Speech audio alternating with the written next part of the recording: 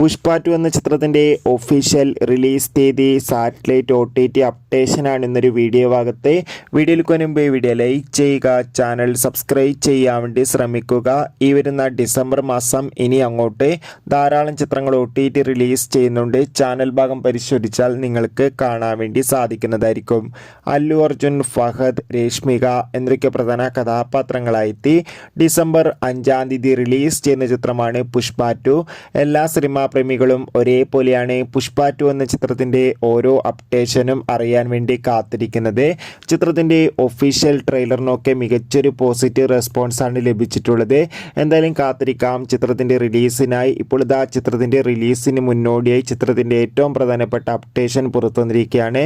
അത് മറ്റൊന്നുമല്ല, പുഷ്പ 2 എന്ന ചിത്രത്തിൻ്റെ OTT അവകാശങ്ങളൊക്കെ ഇപ്പോൾ ഇതാ നെറ്റ്ഫ്ലിക്സ് എന്ന OTT പ്ലാറ്റ്ഫോം റെക്കോർഡ് തുകക്ക് തന്നെ സ്വന്തമാക്കിയിട്ടുണ്ട്. അതോടുകൂടി ചിത്രത്തിൻ്റെ സാറ്റലൈറ്റ് അവകാശങ്ങൾ ഏഷ്യാനെറ്റ് സ്വന്തമാക്കിയെന്ന് ഒഫീഷ്യലായി കൺഫേം ആക്കിയിട്ടുണ്ട്.